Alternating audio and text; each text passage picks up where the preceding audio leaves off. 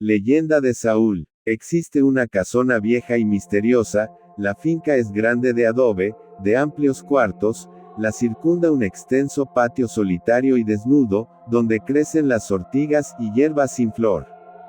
Las rejas de sus ventanas, pintadas por el ocre del derrumbe, denotan el olvido y el poco aprecio de sus actuales dueños.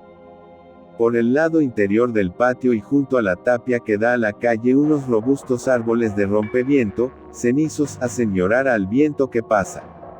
En esta casona no ha habido inquilino que dure más de un mes, asustados entregan la finca a sus dueños, quejándose que en aquel lugar espantan, que oyen ruidos de cadenas, gritos de terror y que como que se cae la losa de los trasteros.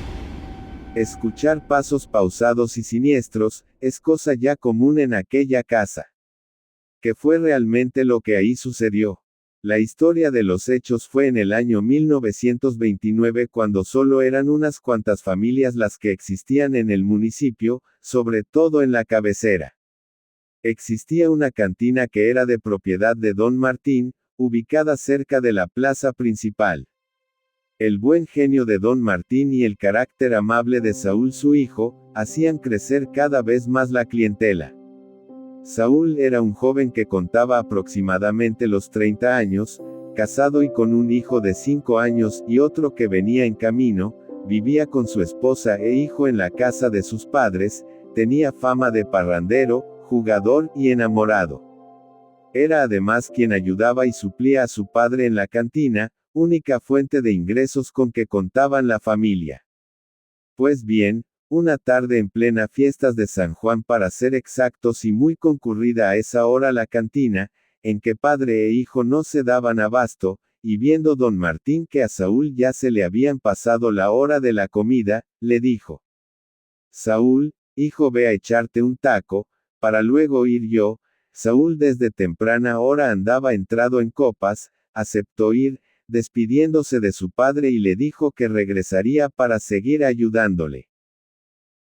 Cuentan que al llegar a la casa, su madre le reprochó sus continuas borracheras, objeto de tantas y tantos problemas conyugales, alegando aquella pobre madre, que su esposa, el hijo y el que estaba por nacer, no tenían ninguna culpa de soportar el mal trato que éste les daba cuando andaba borracho.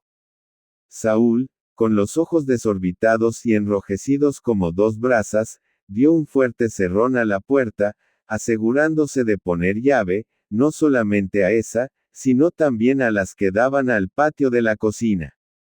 Al escuchar los primeros gritos de la discusión, el niño de 5 años, salió corriendo de la casa, yéndose a ocultar dentro de un tronco de un árbol de aguacate.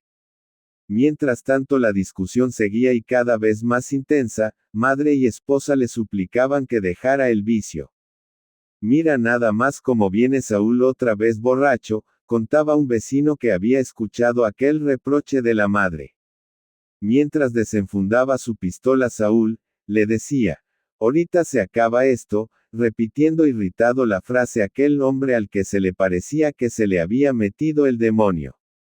De pronto, una descarga de balas irrumpió el silencio de la tarde, unos gritos, quejas, lamentos, frases entrecortadas y después el silencio. Su madre y esposa yacían sin vida sobre un charco de sangre a corta distancia en el cuarto de la recámara. Más al fondo, en la sala, contigua al pequeño comedor, Saúl daba los últimos estertores de vida, sintiendo el peso criminal de la culpa. Aquel malvado hijo se había suicidado. Los vecinos, curiosos, corrieron al lugar, encontraron tan macabra escena, corrieron a avisarle a Don Martín, quien a fuerza de carrera llegó hasta el lugar del crimen. Al día siguiente, por la tarde, bajo la lluvia, salió el cortejo rumbo al cementerio, donde después a la tierra cubrió las tumbas. Y desde entonces a la fecha, se oyen ruidos de cadena, gritos de terror y pasos siniestros. ¿Será el alma en pena de aquella madre o aquella esposa que aún vagan? ¿Será tal vez el alma del asesino que sin descanso aún busca perdón? Don Martín cerró la puerta de la habitación donde estuvo el crimen, todo quedó igual, cuadro y espejos rotos, manteles y cortinas rasgadas, mesas y sillas caídas y en singular desconcierto. Con el paso del tiempo don Martín se casó nuevamente, y el hijo, que se había escondido e ileso, al ver los hechos fue cuidado por su abuelita materna. Investigación. Óscar Arellano Mendoza, Mi Pueblo García NL Historia, Leyendas y Personajes.